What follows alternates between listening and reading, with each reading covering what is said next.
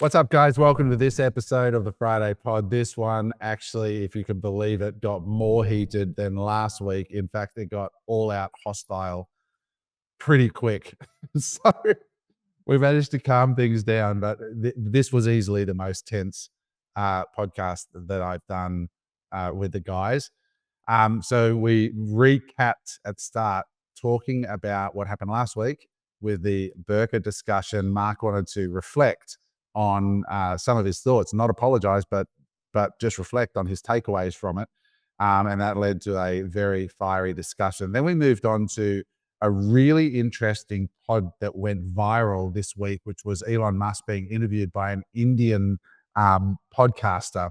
And some of the comments made in that about the post-work world that is knocking on our door. And we really sort of real-world stress tested this assertion that Elon put out that essentially within 15 to 20 years, we're going to be living in a post-work world, meaning that work will be optional for almost everybody. We stress tested whether we think that's actually a reality with some stunning data that Eric shared and real-world practical examples. I think you'll find the discussion really interesting. And then we ended with some really positive stuff going on in the world. Two people that we shone a spotlight on that I think you're going to love right at the end. So with that said, enjoy the pod. Comment below what you think of this discussion. And as always, please, if you don't already subscribe, please hit that subscribe button. It helps us get better guests. And we'll talk soon. Enjoy the pod. So Mark, you wanted to kick off this week with some reflections from last week, which was very fiery. We got loads of comments. Talk about going from hero to villain from week to week. Things have been restored to normality, huh? Public enemy number one again. You were super popular one week, and then last week you had some controversial views. But you wanted to kick off the pod today with some reflections from reading, because you got absolutely lambasted in the comments. And I kind of think unfairly so as well. People always comment to the extreme in the comments.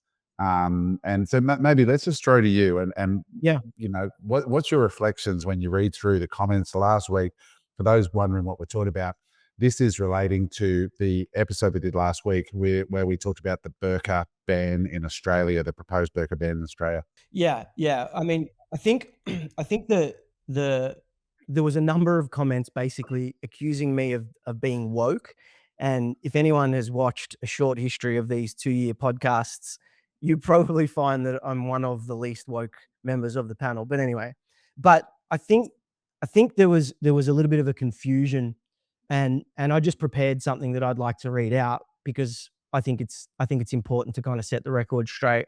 Many would say, don't read the comments, don't worry. But I think all of us kind of do care about what the audience thinks. We're trying to create a new show. We're trying to be a voice, and always, and one thing that I always want to maintain is that I'm open to changing my views on things when I feel that there is a better way to perceive the world. So anyway, I'll read what I prepared, and then you guys can talk about it or say what you will.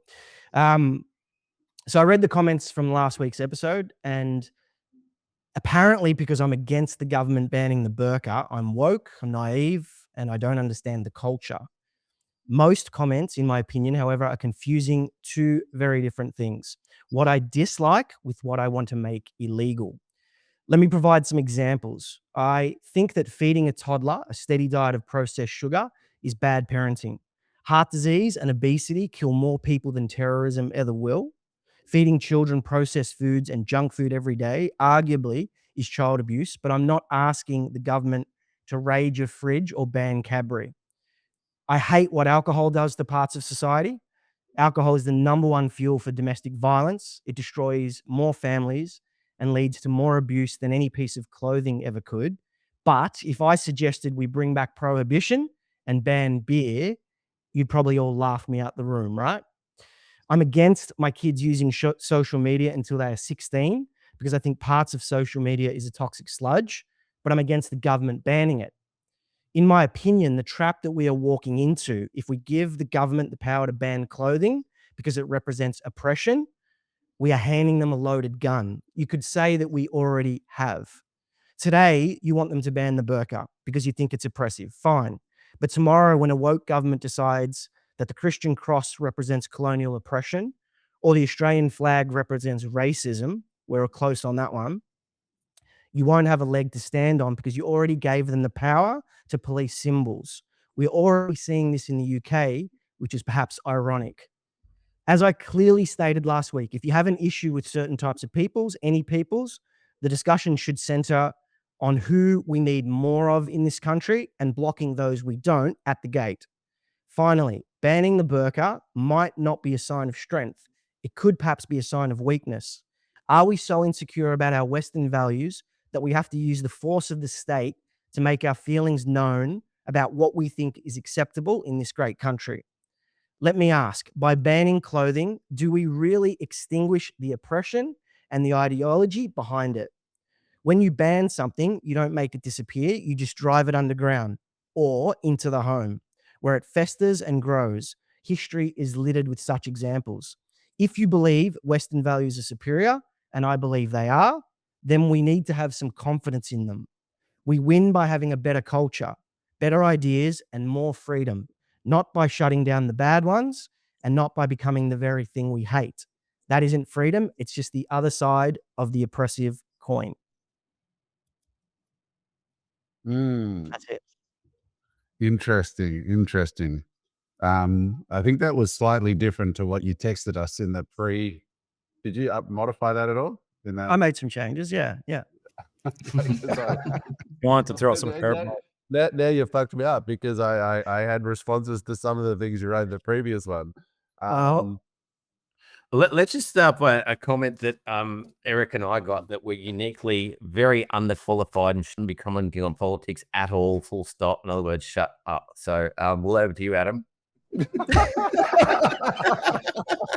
Oh Jesus! I mean, this whole thing. I am not a political guy either.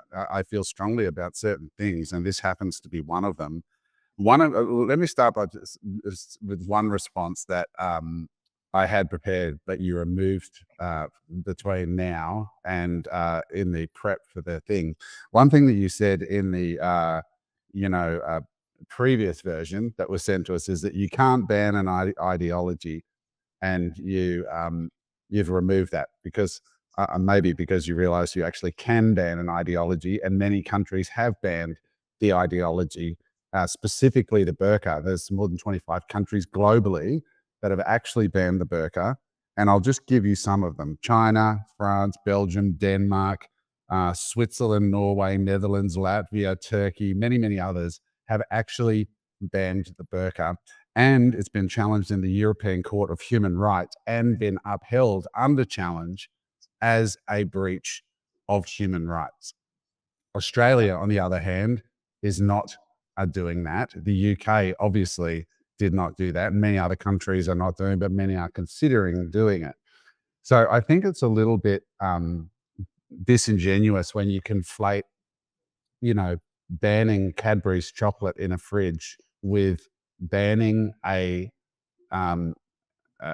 device for specifically for the protection of the women, under the guise that men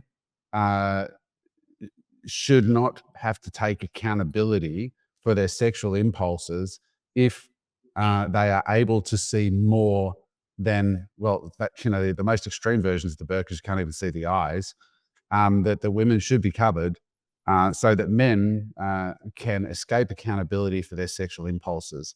This is yeah. not a I mean, can of I mean, Coke. I think This is not a can of Coke. This is not, this is a archaic control device invented by weak, pathetic men who are unable to take responsibility for themselves. I don't have any disagreements with those points that you make. So, and the other thing that's deeply concerning to me about this is, and I think many Australians, is that, Western ideals and democracy in most instances are superior to the alternatives in most instances. And that's just evidentiary, right? Like, but the one weakness of Western ideologies and ideas in democracy is that that it's a democracy, and we are now starting to see that you know the the other way to have a war, a cold war, if you like, is to infiltrate power, immigrate people, have lots of babies, take office. And I think a lot of Australians are concerned about what's happened in the UK, where of 12 mayoral districts, at one point 9 were led by Muslim leaders. Yeah. Now, when Muslim leaders make the rules, what is to stop them from saying, well, you now live under Muslim rule, and in our beliefs, women, it's time you cover up, and we're going to legislate for it because we have the power to do that. Mhm.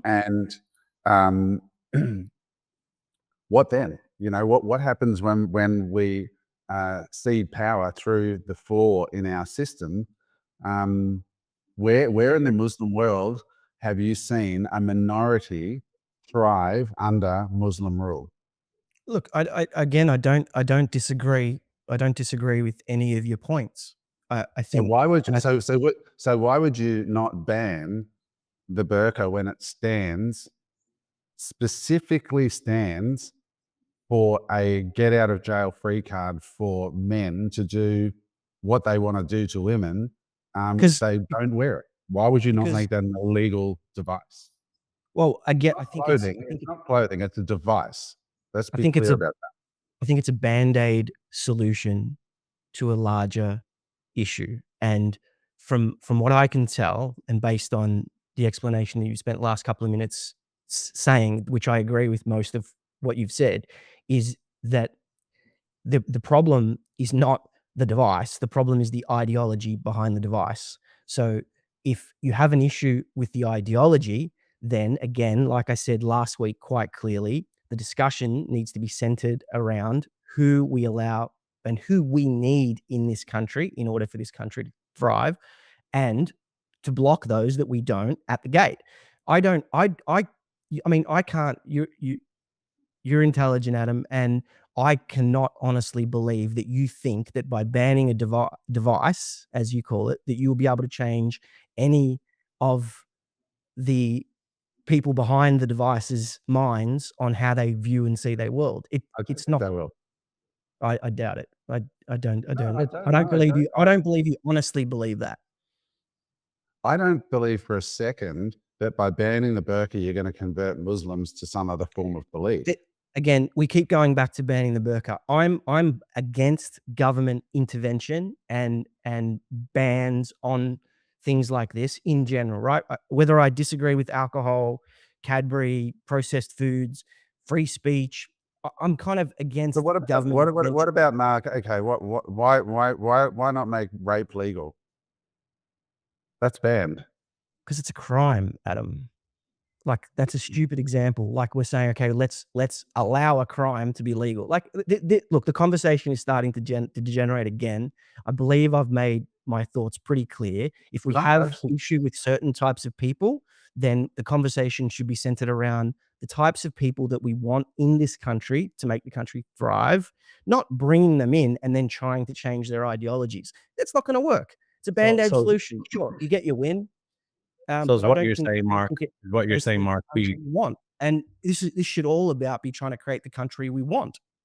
if it's so important to somebody that their wife is covered in a burqa and it's illegal to have a burqa in Australia, doesn't that stop them at the gate? Again, that's not my. I'm not going to debate that because I've already made my thoughts But clear on what I think about the burqa. I am not in favor of the burqa. So anyone who thinks I'm in favor of the burqa or I want to promote the burqa, we know that. no. We know that. But you're saying stop them at the gate, and I'm saying, well, let's make it that we do I'm not saying stop. welcome. I'm saying if we have a problem with ideology, then we need to have a serious look about, like, it doesn't just extend. It's not just religion. It's not just religion. We've had multiple conversations about immigration and the type of skilled immigrants that we need in the country. We need builders, we need engineers, we need certain types of laborers for the building industry. So if we can bring people in with good values and people that we deem to be positive influences on this country, they're going to help this country. Let's bring more of those people in. Mark, let's say it for what it is, right? If 100 women get off a plane in Australia wearing the burqa, we must then extend and understand that there's 100 men attached to those 100 women, all of whom believe that it is not their responsibility for their sexual impulses. I mean, you're making generalized claims about This is not 100. generalized. It is not unclear. It's not unclear what the burqa is There for. was women in the comments that wear burqas that actually spoke up and said that they're not forced to wear it. So you There are were making people in the comments saying, I'm not going to debate the burqa any longer because, again, I've made my thoughts clear on the burqa. I'm with you. I'm in agreement about the ban, Mark. I'm talking specifically about government bans. I'm against government bans. So if you've got 100 women with a burqa arriving from a country wearing the full burqa, right? Why are they wearing the burqa? I'm ready to move on when you guys are. So you don't want to have the debate. We've had the debate. I've made my position clear. All right. Well, let's see what people say in the comments, because my opinion is that attached to those 100 women are 100 men who think a certain way, and do we want those 100 men in our country with that belief system? That's the exact question that I've been raising. Thank you.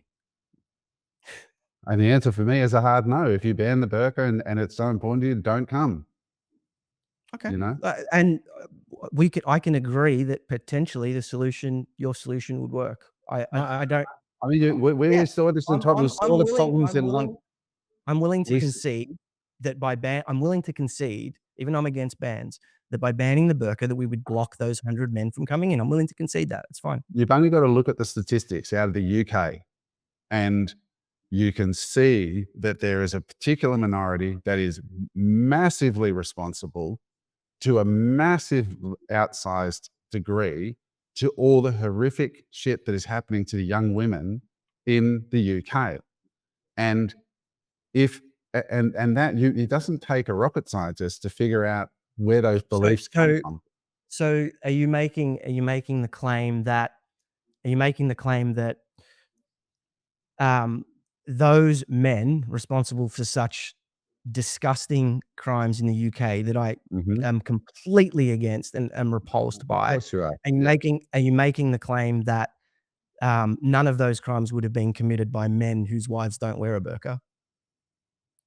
I mean, I'm saying that it comes from the same ideology. The reason, yes, whether their wives wear a burqa or not, comes from the same ideology.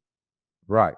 And that ideology, I think many Australians, and certainly based on the feedback we're seeing, would say that ideology is not welcome here, or its symbols or any part of it is not welcome in our country. And I'm not so interested in the symbols. I'm not so interested in the religion. I'm interested in right or wrong. And any peoples, Christian, Muslim, atheist, any peoples that are willing to commit crimes like rape and all those disgusting, heinous crimes that are being committed in the UK do not belong in this country. They don't belong anywhere. Anyway, well, they do belong somewhere, but I'm not going to mention where that is. But I don't understand the hesitation for blocking something that is and banning something, as 25 other countries have done already and many more are considering, that is so patently obvious, linked to the accommodation of sexual desire without responsibility. Blocking, that is specifically what it is for. And half of our country are women. And if we want to ban a device that allows men to enter this country along with them, thinking that it's okay to have those beliefs. No, it is not okay in this country, in my opinion. The 125 countries that have banned the burqa, has there been any, I haven't looked into it, has there been any statistical data that say that anything has reduced or increased since that has taken place? What's been the impact of banning that burqa in those 25 countries? And the last thing I'll say is, if the burqa was banned tomorrow, you wouldn't see me shed a tear. Yeah. I wouldn't be disappointed. I'm making a bigger point that I started the conversation last week by saying I think we have bigger issues, and I've pointed out in my opening monologue some of those bigger issues. Alcoholism, like I discussed, is the number one protagonist, or the number one thing that causes at-home abuse of women and oppression. And I'm sure that the statistics would show that alcohol abuse leads to more oppression of women right here within our own cultures and our own religions. And that's just one of the many things that I would rather us be spending the time discussing on the pod, is alcoholism leading to the abuse of women in households. That is something that deserves our attention. That is something that deserves government not intervention, education. I always believe education is more powerful than intervention. That is something that we should be spending episodes talking on, because domestic violence in this country is a serious issue. And I'm not saying that one issue is more serious than the other. I'm not playing morality police on which issue is more serious, but I would say that a larger number of women are affected by domestic violence here because of alcohol abuse than are affected by the necessity to wear a burqa. So let's talk about that. Let's stop talking about the burqa. I'm not answering any more questions on it. I think what we got to do is stand strong as a country, whatever country you're in. And obviously those 25 other countries have a strong stance on that. Just like you look at Saudi Arabia as an example, you're not going there, right? And you're not kissing and hugging your partner in public. Why? Because they don't allow it, right? You're not going there when your missus going out for dinner and wearing a mini skirt. Why? Because they don't allow it. Now they're being a little bit more. And are those countries free of oppression? But this is what I mean. But the problem is those countries aren't free of oppression. But what's happening is there's a lot of people that are then going into other countries and taking that same oppression into different countries, like the UK as an point I'm example. trying to make. Now, our government, the opposite side of oppression. unfortunately, a country is a place with its own government, right? That controls borders, controls its people, right? And they do that by, protecting their land and putting laws in place, right? Whether we like those laws or whether we don't like those laws. And what I don't like is it's like a double standard, right? Like you go to certain countries and you can't do this. And like I went to Dubai. We went recently. Even though I know Dubai is a lot looser than when it was 10 years ago when I was there, I still did not hold Jen's hand. I still not kissed Jen in public, right? There's still and I was talking to a friend on the weekend that I was with, and he's like, and we talked about it. And he goes, to be honest with you, I just automatically didn't. Why? Right? Because you have the fear in God in you going, shit, if I do, and somebody doesn't like that, what happens?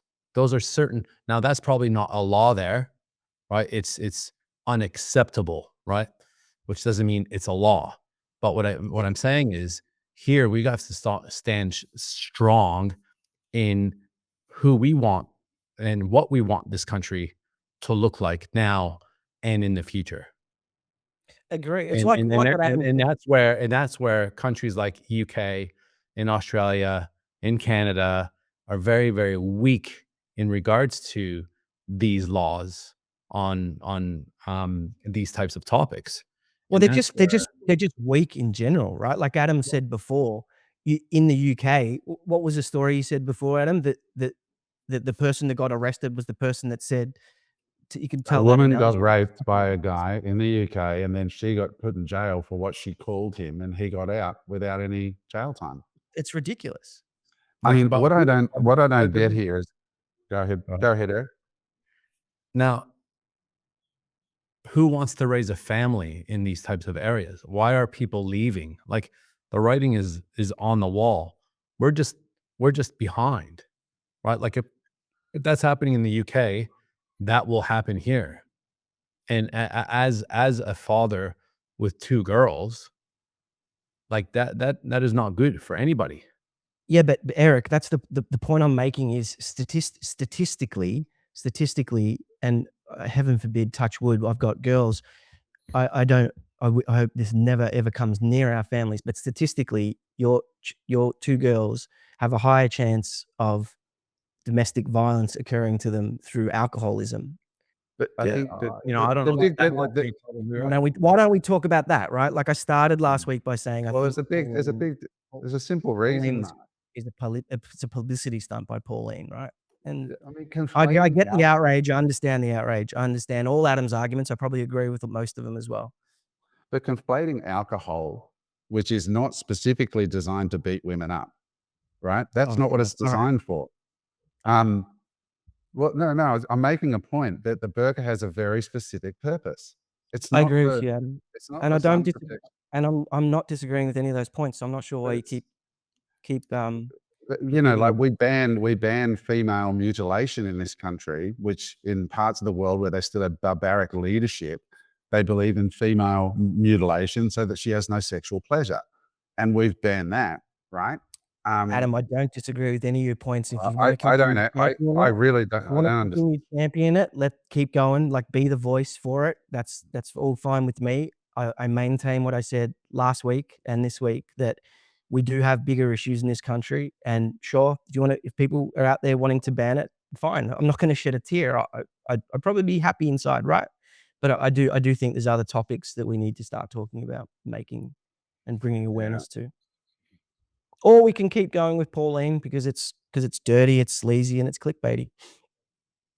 I mean, I find that actually fucking insulting, to be honest with you, Mark. Well, And it is. no, I mean, it is insulting. I've just come from a country where I was in the UK with 1 million patriots on the street marching because they're losing their country. And you're reducing Yes, this. so let's like, talk oh, about we're- that. You we're want to keep click- talking about the burqa rather than talking about what we need to keep our country. So keep talking about the burqa. The problem with the UK is that they had nobody, they just conceded, little Shouldn't bit be by little bit. conceding, I agree with you. So when you But have, the problem goes beyond. The problem goes way of beyond. course it goes beyond the So banning the let's talk burqa about is, that. but it starts with Australians pushing back and saying, hey, let's start with the low hanging fruit here. And where when did you that talk- get in Parliament? Where did that get in Parliament? 55-5 against, right? We need to do it in a smarter way. We cannot push back with clickbait and outrage. It doesn't work. We need to be smarter. We need to start talking the language of those in power. We need to be intelligent about the way that we invoke change in this country. Okay, we need to be so much smarter than what we are doing. We shouldn't degenerate into these debates against one another when we are for the same thing. So One Nation has surged in popularity. Barnaby Joyce just defected to them. Where did that stunt get? That stunt got to, a significant gain in power from the Australian voting people. it hasn't where it got. really in the parliamentary system.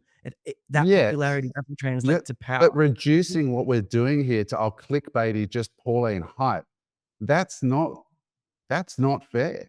This is actually, if I thought I was just doing this for clickbaity fucking Pauline hype, I wouldn't be here. This is resulting in actual political shifts. They're going to take time. It takes time to turn these things around. But I think we can do Australians, better. we can do better than 55 votes or whatever it was. Our politicians standing there in Canberra and falling over themselves to apologize for Pauline calling out a barbaric device that we accommodate. Agree. Anyway, let's move on to something else. Let's talk about the interview this week with Musk, which was really interesting. It was the Indian, that Indian guy. He's got a huge following in India. What the hell? Where did he come from? How did he I get don't know. Musk? I'd never heard of him before. And When I watched it, I had almost 8 million views. That podcast, and it was released 8 days ago. it was crazy. That guy's phenomenal, and I don't know how he is connected, but he dropped in the interview that he's spoken to the Google CEO and some other big company CEO. So he must be well respected and connected. There was a fascinating discussion, and the bit that got me really thinking, I'd love your thoughts on this, the part that really hit home, and I've heard it, we've spoken about it many times, was this concept or belief that we are racing towards a post-work world. And for those of you who haven't got across this, the convergence of AI and robotics is moving so quickly that it is widely believed, and Elon, when asked, said 15 to 20 years at the outside, working will be optional for almost everybody. And if you really think about that, if you think about the length of human history, right? All the time that humans have been on the planet, this will be the first time in human history. For centuries, we were agrarian. Everybody was growing, food to survive. We're on the precipice. Even if Elon's wrong by 100%, it's 30 years, right? It's still this much. We are right there in this pivotal moment in time where humans will be free of work.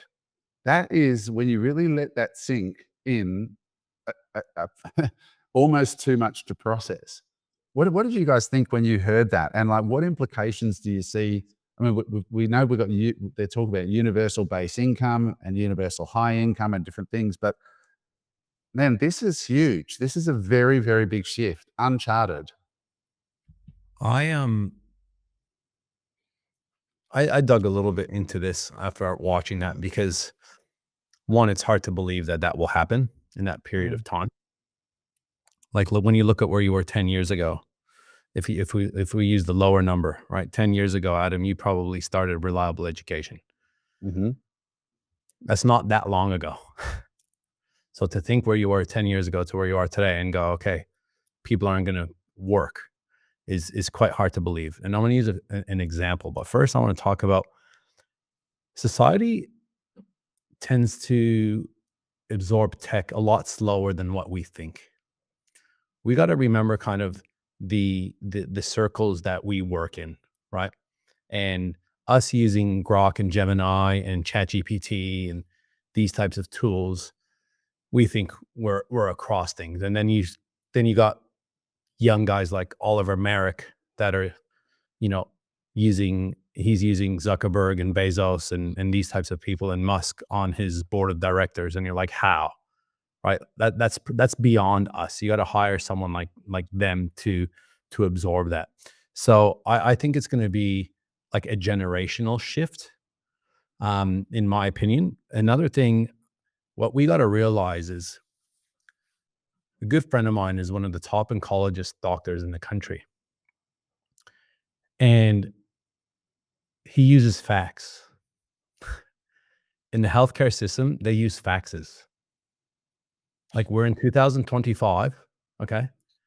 And Elon Musk thinks in 10 to 20 years, we're not going to work, which means we have to adopt the technology. The technology is only as good as the adoption. And they're still using faxes, and they're saying it's for privacy purposes. Like, and the reason why I found that out is because he gave me a business card because I knew someone else that may have needed it. And I'm like, why do you have a fax number? He goes, what do you mean? We're in the healthcare space. We've been using faxes and it doesn't change. Why? Because change is hard. Change is adoption. It costs money. And I'm like, you look at all the advancements, minus AI.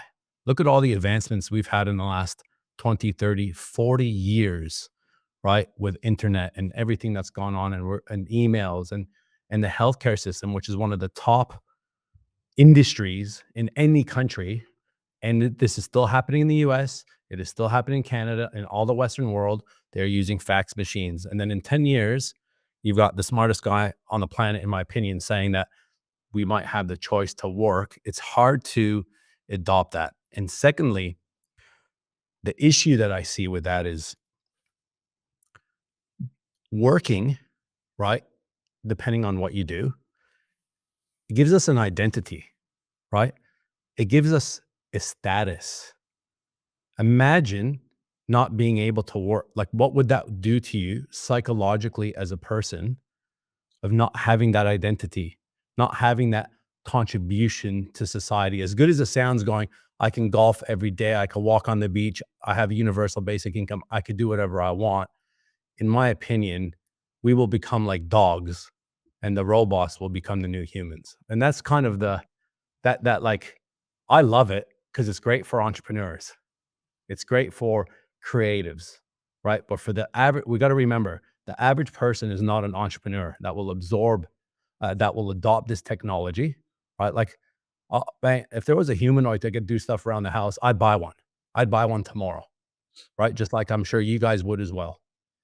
But for majority of the people, I don't think it's going to be absorbed as quickly as what we think. That's kind of my 2 cents. I think Elon is a brilliant marketer as well as engineer, inventor, creator, builder. I believe that the line that he keeps using is more a marketing line than it is truth. You would have to, for humans not to work, you would potentially have to assume that humans no longer control the robots, that the robots are controlling all industry, and then the humans are just sitting back and watching the robots control industry. But what have we seen with the advancement of all technology? You've seen that there is always a group of humans, like you said, Eric, entrepreneurs, that go out and push that technology, push the advancement of that technology, and create new jobs, create new industry. And so, are we going to assume that those humans are going to stop pushing the creation of technology? I doubt it. There was Jensen and Joe Rogan asked Jensen Huang, the CEO of NVIDIA, about Elon's comments, and he had a different take. His opinion was more that it's a massive productivity tool that, you know, augments human workers, that will lead to new jobs and economic expansion. And I tend to agree with that a little bit more. You know, one example that he also cited, and Adam, this one is kind of close to our hearts, is radiology. You know, people are saying that AI is going to come and disrupt radiology, you know, healthcare and radiology and things like that. But the amount of MRI scans and scans has actually increased since AI, because now, like, I freaked out when I saw my results and I saw that there was 6,700 images that were taken over 90 minutes of my body. How the hell am I going to analyze those images? But now you have the AI tools that allow better analysis. And so more and more people are like this, the scans, radiology is actually increased, right? And so what other industries are we going to have that AI is going to cause an increase, and an increase in demand? And I think as long as humans remain in control of the AI, I think humans, it's in our nature to continue to build and create and advance the world in more and deeper ways. So I'm not sure I agree with Elon's comments. I would take the under, or what is it? The under, the over? How's the saying go? But I'd bid against it. Maybe on that. Yeah. What are you, James? Yeah, I'm just thinking, like, that's to Mark's points there, like about those will go ahead and forge new roles, new work. I mean, is that a small portion of the thin end of the wedge of people in society that'll be able to do that? You know, at specialist roles, not generalist roles.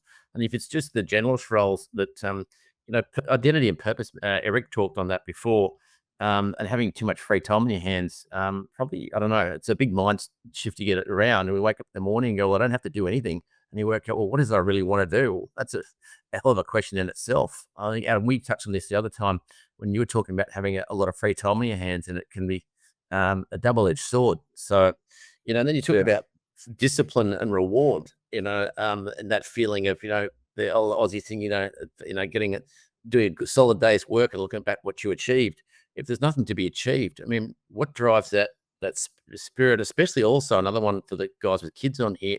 I mean, if you have to do anything at all, what happened to that backbone of Australia, you know, if we're disciplining children, having chores and teaching them the ethic of work, it all gets tossed out the window. What are we actually, is it a net a positive or a net negative?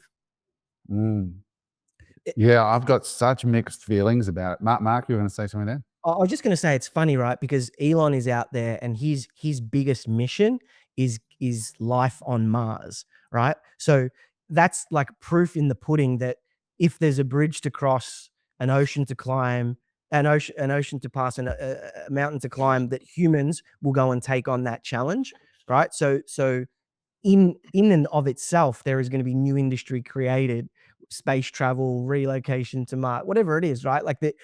I just don't think it's in our nature to kind of sit back and do nothing. I think I don't Go know. that, go to western suburbs, and you probably change the tune a little bit. it's very interesting. Like Eric, I did a quick grok on that medical industry fax stuff, and you're right. It says as of 2025, 70% of medical practitioners still use fax machines regularly. It is Mind blowing. because what happens is, and I asked him, right? He's a very intelligent guy, and he's like, "You try and change it. You try and change something that has been like this for 100 years or 80 years or whatever it is. Like the change, like this is why I think, the tech will be ready, right? Long before society is ready.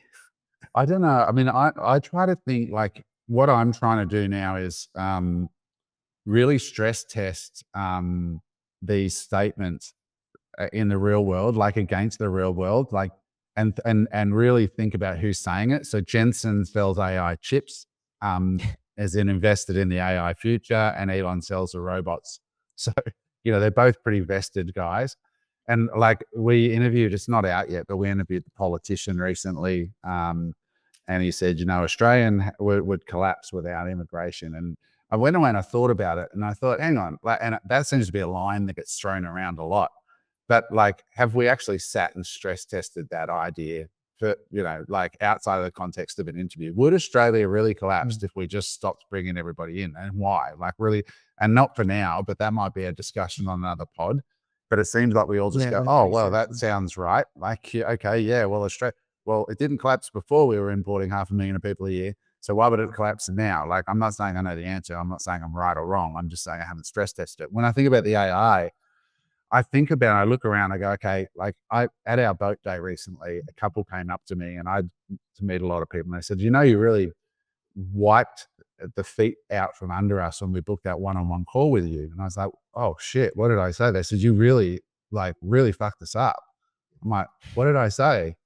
And then, we came to you and said, oh, they're in their 50s now, I think, or early 60s, and they used to be graphic designers. I said, oh, we're going to go back into graphic design. I said, don't do that.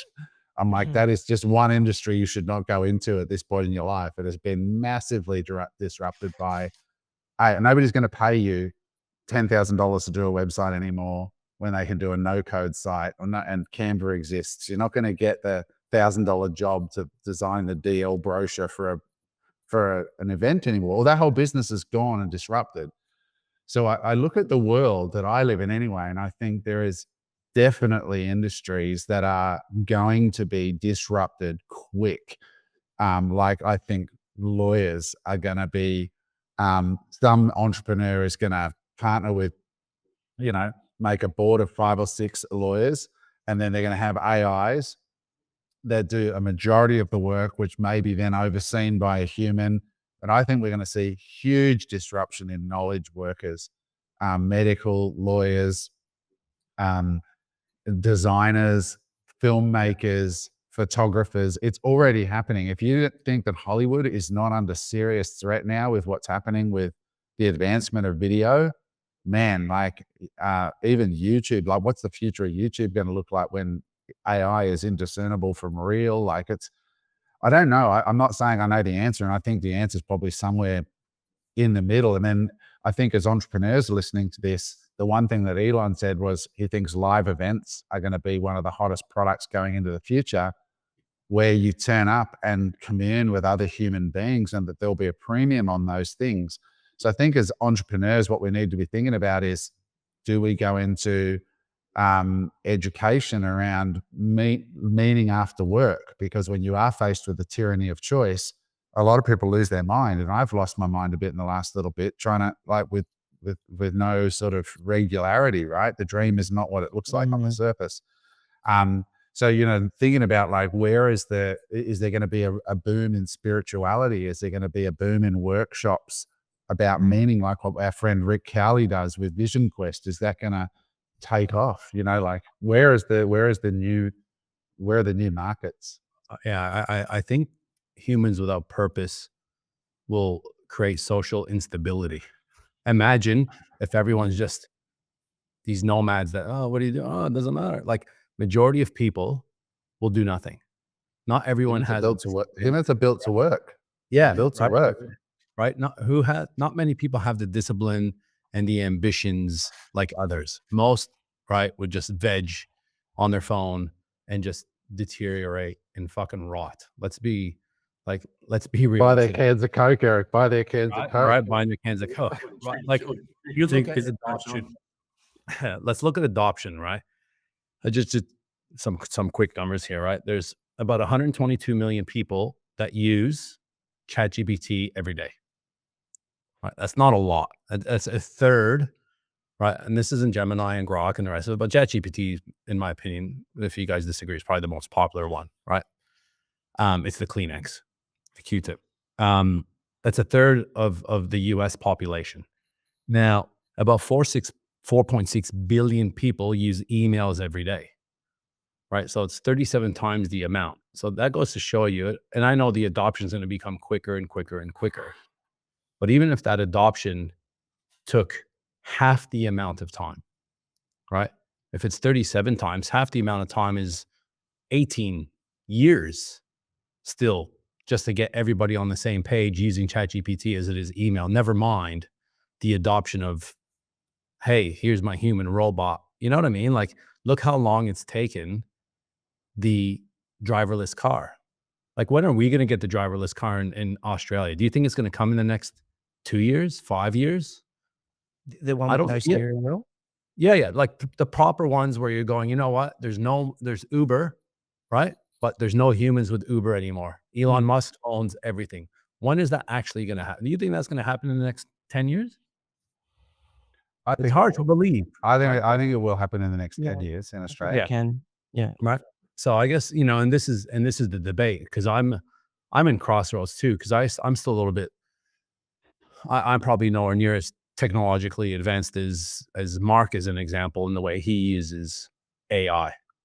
And then there's people that don't even have never used it before. So it's hard to believe that in 10, 15 years, we're going to have an option to say, hey, we're not going to work because we have this universal basic income. Because I think the universal basic income comes with a whole other amount of issues. Eric, you've seen it all firsthand, right? Running the podcast. Do you think that since the podcast launched 2 years ago, that the global world has become smaller in your eyes? Yes, definitely. Right. Like, and as a lot of people kind of view the world through their 2-mile radius where they grew up, or their city that they live in, etc. And sometimes in that radius, your opportunities are limited. But as technology advances and continues to grow, what happens is the world becomes smaller, and as the world becomes smaller, the opportunities become more abundant. And I think it's I mean, I do agree that left to their own devices, people for a little while will do nothing, but we haven't really tested that. We tested it during COVID lockdowns, but we haven't tested it through a large enough time frame to know for sure that left to their own devices, they'll continue to do nothing, right? If people are on social media and they're seeing what other people are doing and they're seeing the opportunities and things like that, you would assume that as the generations pass, that it's like you're smarter than your parents were, and your kids are going to be smarter than what you are. And then as each generation goes on, you become more native to the opportunity that is present and you do more, right? Like, do you really believe that we will do less as a whole? I believe we would do less as a society, because I mean, on average, I think I read somewhere, this could be wrong, but I think on average we're about 6 to 8 hours a day of screen time. Right. I think people will get absorbed into games and with iPads, and people aren't it's going to already be happening now. right. Like my kids, your kids, like Frankie is an example. You just wait until Frankie really gets a hold of an iPad or really gets a hold of a phone. Our kids don't even have phones, right? But they use Jen's phone as a Totally addicted. And it is literally, it is, that's what it is. It's an addiction, right? People, and We're But addicted. generationally, we got to think generationally, right? Like Er- my parents, my dad doesn't even, like, he's got 10 phone numbers in his mobile phone. That's it. He won't even send a text message, right? But Eric, Like, you and I are addicted to our phones too, right? But that Of course doesn't we mean are. we're not being. That doesn't necessarily no, but translate. to we're not being we're healthy. 40. We're 40. We're in our 40s. We're 42. Imagine I a think we're 20-year-old in 20 years where they're gonna. yeah, but I think we're also the exception. I mean, I know a lot of Mhm. normal people, not entrepreneurs, that spend hours playing video games. I can't imagine that, but they do. Lots of people do. Gaming's massive, and they just sit there and just But play it's their video own games world. and eat food, and or yeah, they're in a real But world. what does it It's give them? What does it give them? significance and connection Identity, and status. I've got X amount of points. I've got this amount. Like it's like Ready Player One, I think, is where we're heading. But I want to Yeah. ask you a different question here because Eric, I think this is an interesting one for you. You run a company, right? And Yes. you know, your company has 150, 170, 200 staff, depending on the season, right down there in Burley. Now, let me ask you a question. I'm just thinking about that business, right? Yeah. Optimus Prime knocks on your door one day and says, "Hi guys, I work for Tesla and it's a robot doing door-to-door sales. Let me come and do a day for free in the warehouse." Yeah. And it walks into the warehouse and it's got Elon Musk's intelligence. It has the dexterity of a human. It'll work for $3 a day, 24/7. And you can get 20 of them, you know, in there. You know, they cost 30 grand each, which is, let's say, 1/3 of the average salary that you're paying annually, with no HR manager required, no bullshit. They just come in, they plug themselves into the wall, they pick, pack, ship. Then you have the option to say, by the way, would you like to organize a car to come over, a truck that's also driverless from Tesla, and it'll back itself up, it'll drive everything, and it's all automated, right?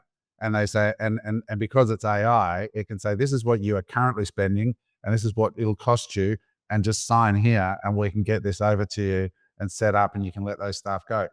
Now, would you do that?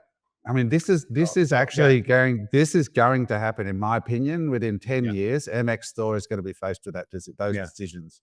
It's And upstairs, by the way, in where the office is, all the videographers, they're probably going to be gone. The content creatives, not needed. There's going to be 1 or 2 people that oversee 3 or 4 AIs that are producing all of your content that looks 100% real. you got to tech is moving fast, right? I'll give you an example. You know, But all the people that we have pick off iPods, right? Now, if iPods, boom, order comes to me. If I'm three meters away from that item, it comes to me. If you're 30 meters away from the item, it doesn't go to you. Why? Because it's more efficient. Why? Because there's less people that you're going to need to employ to pick those things, right? So the reality is it's all about being efficient, right? And competitive. If you don't, right, take on the tech moving forward and your competitors do, you're not going to have a business, right? You will not have a business. I don't know if that's going to be within 10 years, 15 years, 20 years. Is it coming? In my opinion, yes. Well, let me ask For you a sure. question, Eric. If you can replace a human employee that's costing you 90 grand a year and gray hair with a robot that can do it faster, better, faster, and cheaper for a fraction of the cost, are you as a business owner going to get rid of your staff? Of course you are, right? Man, Because if you don't, you're going to die, because I'm going to start mxstore.c.a and I'm going to beat you. and this is the thing, right? This is the thing with business, and I've said it before. People aren't creating businesses so they can go and hire 1,000 people and deal with 1,000 headaches, and people's expectations are at the highest level they have ever been, and they will continue to be that way. People that are on, and I said this on a podcast not long ago, the people that are on the biggest wages are the first ones that are going to be cut off at the knees, right? You know, admin, transport, retail, finance, any of these types of roles are, in my opinion, are the first ones that'll be, you know, cut off the rank. Now, I think the technology, it's there, but like you look at, and the reason why I say it's there, you look at Amazon as an example, the whole thing's run majority by robots. You look at Tesla, the cars are being built majority by robots. But right now, I want to ask you a question, or you guys a question. Do you feel like you are, as a critical thinker, as you know, the level of intelligence that you have now, not based on the research, right? Research, ChatGPT and AI, no brainer.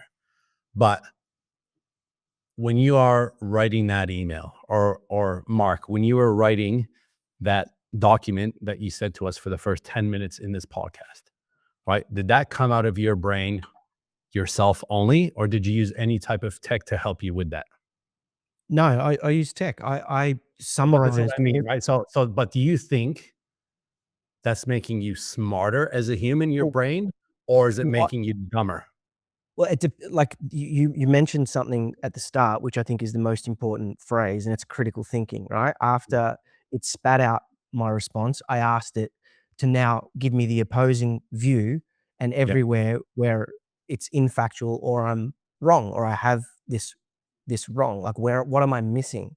And so then I asked it to give me the opposing view, and Mhm. so this is where I think that the discussion should always be centered around ability to think critically, ability to teach critical thinking. Like a lot of people say to me, "Oh, when Frankie starts going to school, you'll be stuck where you are." And I'm like, No way. Like everything that I understand about education, Mm. I believe that I can educate Frankie in the most important elements to be successful in the future with 90 minutes a day, homeschooled if necessary. And Yeah. it's by teaching the critical thinking skills, right? And I think, like, again, back to education, I think that's where education becomes so damn important. And Adam Yeah. said it with events, right? And maybe we are going to move into a world that is more dominated by education. Maybe the scholastic system is being disrupted, has been disrupted over the last 10, 15 years with seminars and courses and YouTube videos. And maybe that is only going to continue and take on a new level, in order to navigate the world ahead. And then the other Yeah. question is, if you do fire all those employees, where does that extra profit go, right? Like This is that the is a key question, and whether question as there's well, going to be right? a UBI tax where Yes.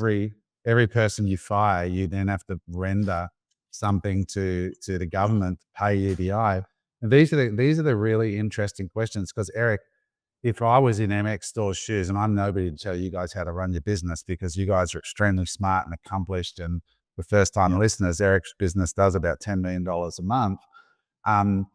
But there is some, young Eric and young version of you guys out there going, I'm going to bring massive efficiencies to e-commerce businesses. Yeah. And I'm going to be the next Jeff Bezos and run fully automated. Or they're going to set up, they're going to say, Eric, ship all your stuff, or we'll take over the lease there in the warehouse. You guys leave, we're going to automate it and fill it with robots, and you just pay us a flat fee. And MX Store is going to become a company of 20 people. Yeah. Right. And Like, I I that's don't know. the I'm thing, just, You look at yeah. Amazon as an example, like, and you look at those videos, like you went there, 8, 9 years ago, whenever that was. Like majority of people don't see the inside of an Amazon warehouse. Like all you got to go is on YouTube, right, and look up Amazon warehouse pick and pack, and it's all fucking robots. Like it's already happening at that scale. So in my opinion, and the world Amazon is is the second biggest employer in the world yeah, yeah. of So people, right? So even with robots, it's the second largest employer of people. Yeah, and So then you have to adopt. You have to adopt tech. Why is the reason? What's the reason? That you have CRM systems and all, inventory management systems and the rest of it, right? Is to be more efficient. What does it mean to be more efficient? You tell me. To be more efficient means less cost, so you could sell at a more competitive price. Is that and to make more profit? Is that what efficiency is? Let's actually rip out the fancy word of efficiency. What does actually efficiency mean? Make more money, save time, save cost, make more money. Like that's basically what it is. And the highest cost, right, in most businesses, what is it? People. And they come at the highest risk, Yeah, especially I in still Western I countries. still think I still think Amazon is proof.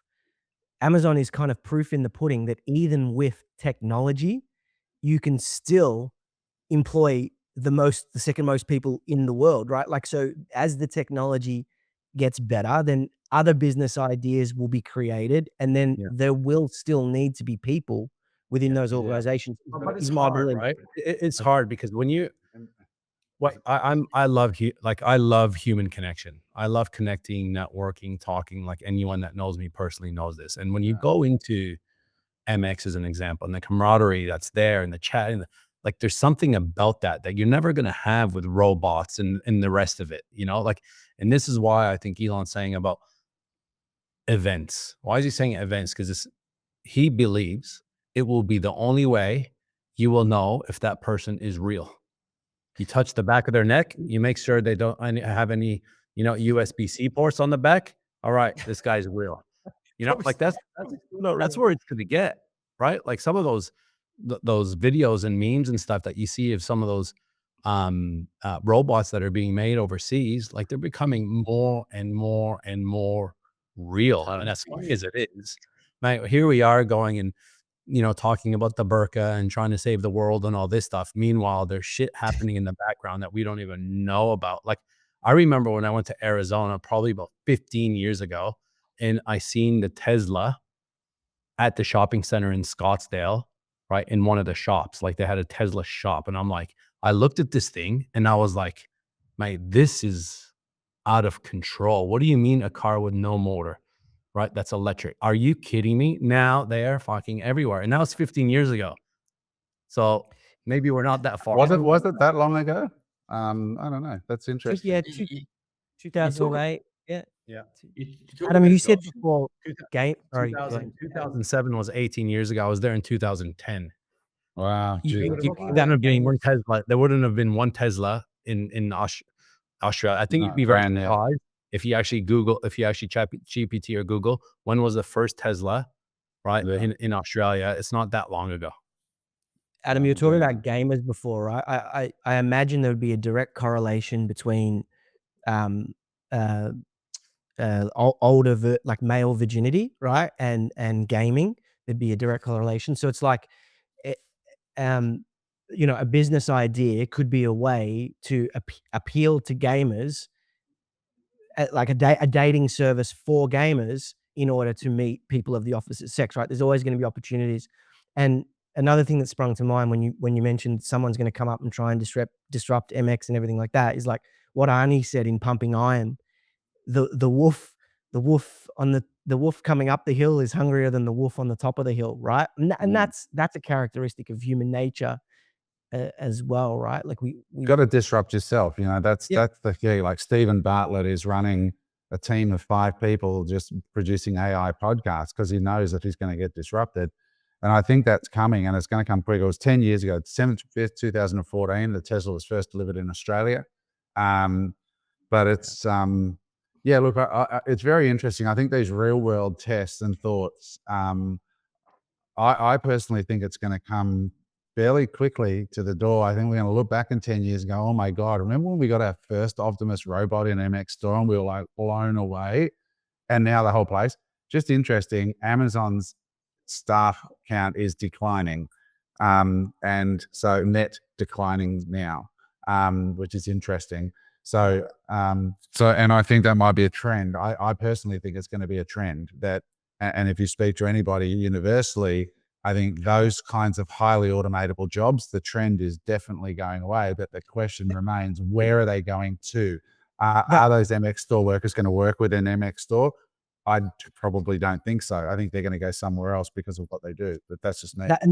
That's I think the takeaway, the biggest takeaway for me about this whole discussion is that we need to be careful about believing what people like Elon Musk or Jensen Huang say. We need to be careful of agreeing or believing with what the 4 of us say, and each person kind of has to think critically about, okay, if that trend is true, what are the second and third order effects, but also flip the debate and and ask themselves, what would it take for it not to be true? And sometimes by thinking about second and third order effects, so thinking about what it would take for that trend to reverse or decline or not continue, gives you the answer of where we're actually going to go, because no one knows 100% for sure. Yeah.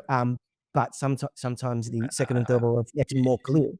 You talk about adoption. You talk about adoption earlier, Eric, and then you go, well, and are we, sitting back a little bit complacent with it, and in the schooling system here, and people, saying don't use AI, trying to do it from natural brain power. But then you got China, who's at the age of 6 is mandatory AI in all schools. So Bullshit. it's all.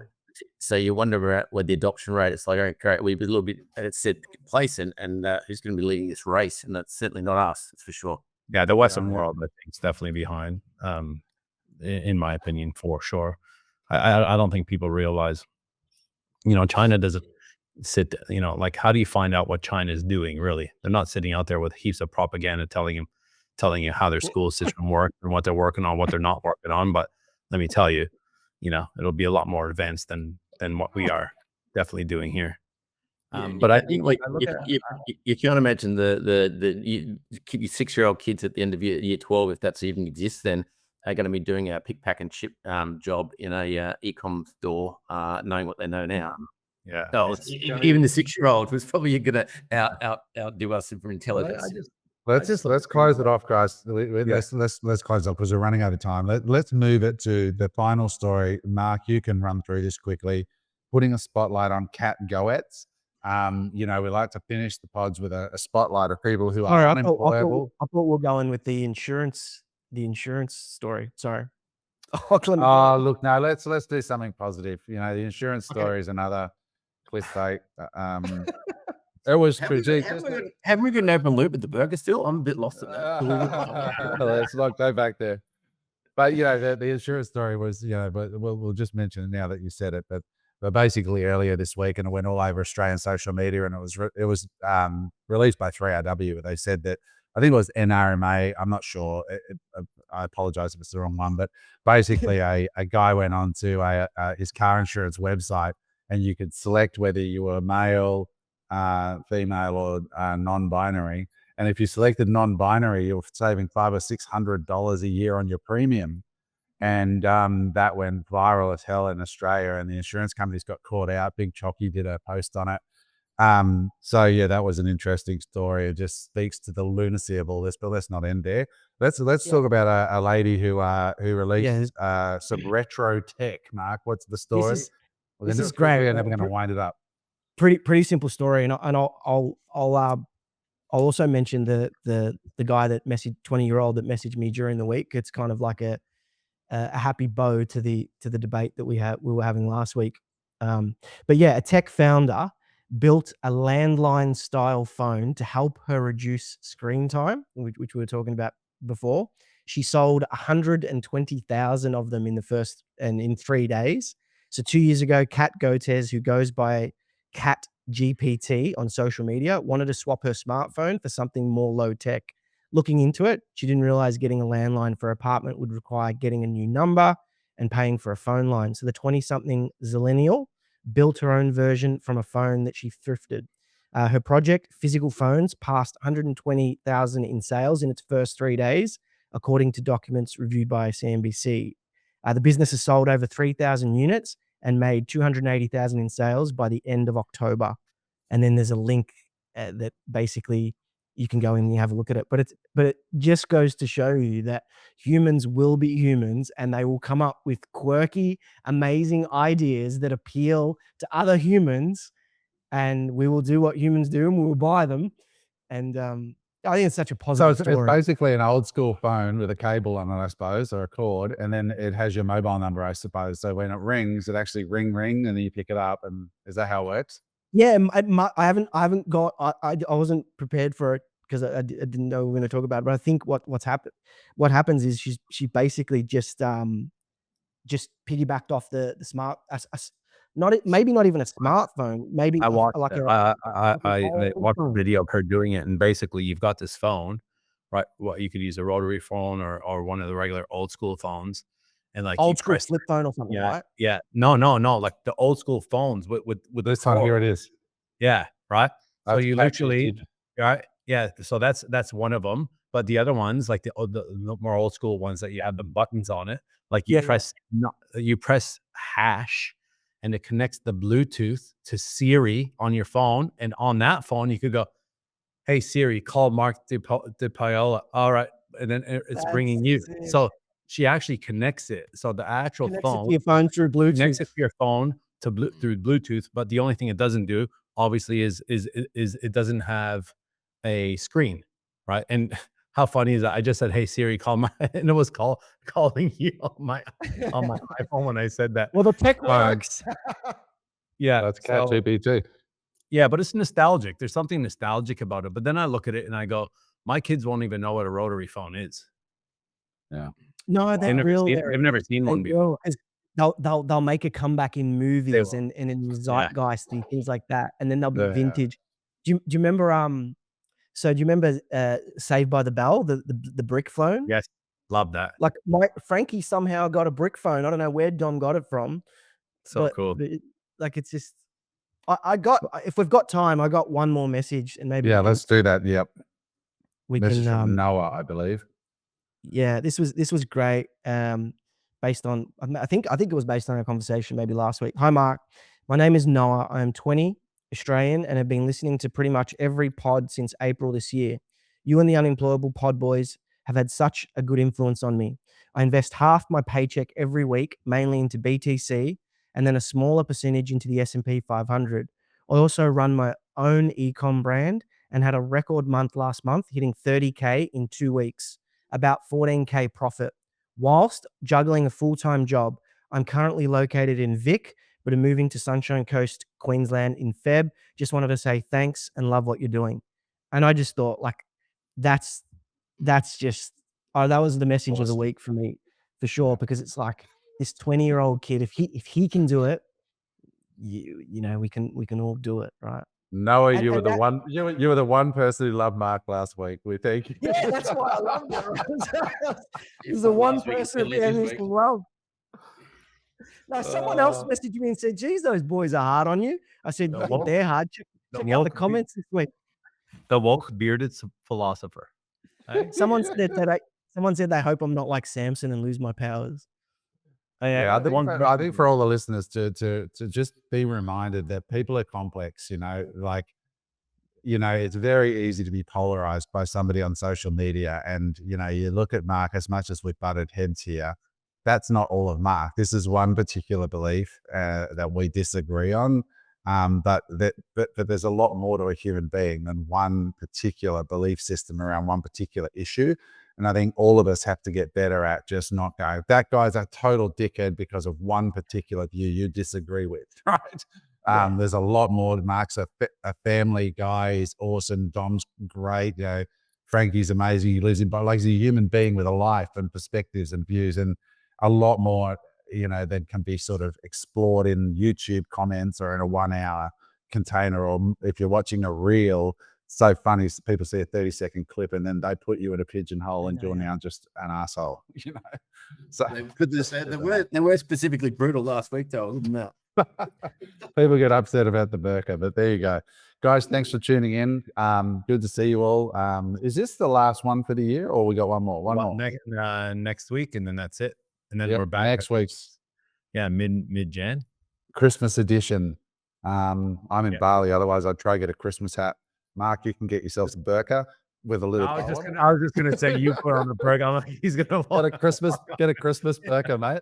I just, Matt, I'm going to change the topic. So, just one more thing. Congratulations to Lando Norris, first Yes. F1 champion. Such a humble champion. It just goes to show that you can be a winner and not be a fucking prick. And yeah, congratulations, Lando. I agree. You shared something funny with me, Mark. It was on your socials where, when at the Melbourne Grand Prix, there was that clip of the Aussie yelling at Norris, the Aussie yelling at Norris, "When are you going to win a race, Lando?" And Lando gave him the finger, and then he yelled. Can we go out with that? Yeah, world champion. Just a reminder, guys.